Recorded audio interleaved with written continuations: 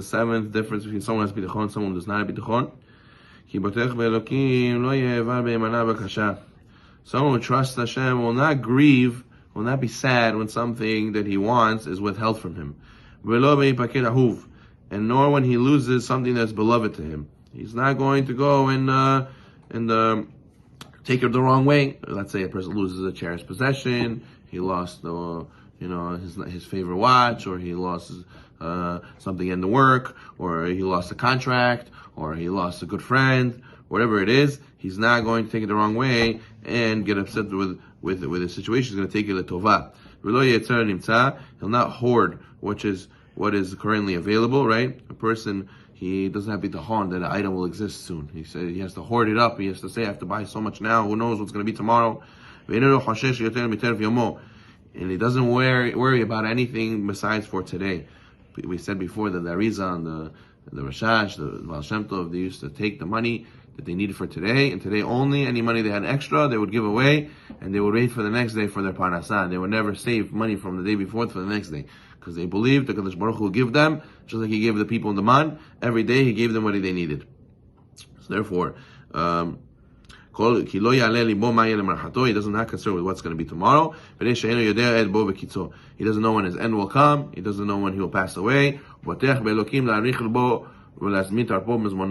He relies on Hashem to prolong his days. Just like he believes tomorrow I'll wake up, because Hashem will not bring my end yet. I also believe that HaKadosh Baruch Hu will bring my parnasah tomorrow and give me what I need for tomorrow.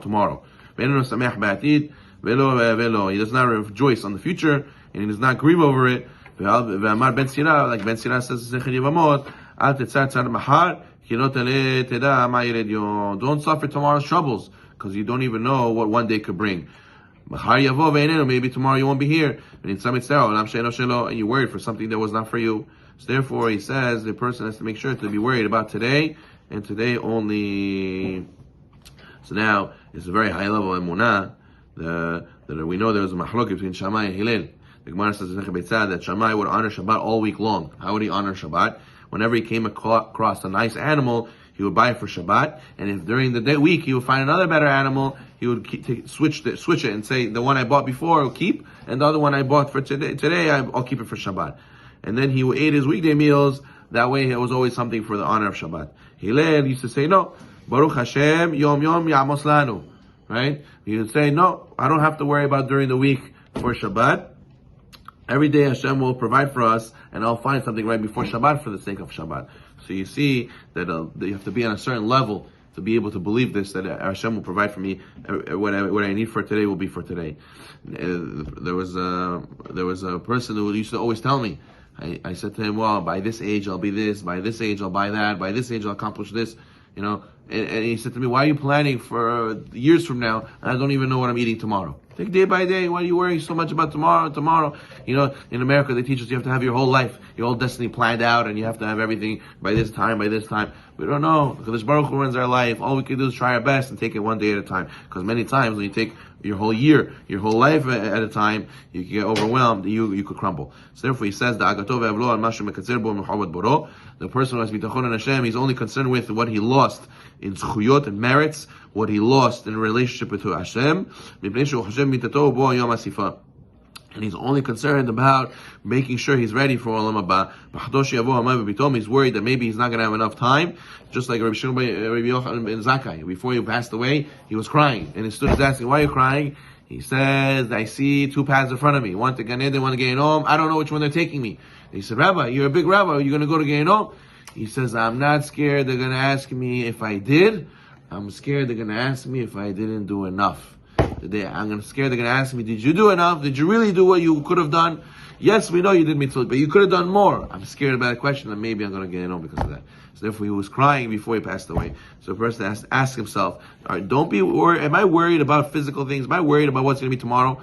I should really be worried about what's going to be tomorrow, about my Olam Haba, if I have enough merits. Because if I do, then of course everything's going to be okay. Of course I'm going to get what I need. So therefore my main concern should be my merits. But he says, but a person who doesn't have bitachon in Hashem, what does he do?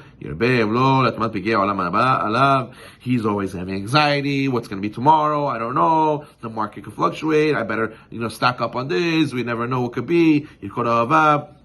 When something bad happens, he loses something, he gets all sad, and he gets worried, and he says, why this happened to me? He blames himself. He doesn't know what to understand, explain why things happen. He thinks it's his fault. He doesn't think about Olam Haba, he only thinks about Olam Hazeh, and then he gets a rude awakening when he realizes that HaKadosh Baruch Hu wanted him to focus on Olam Haba.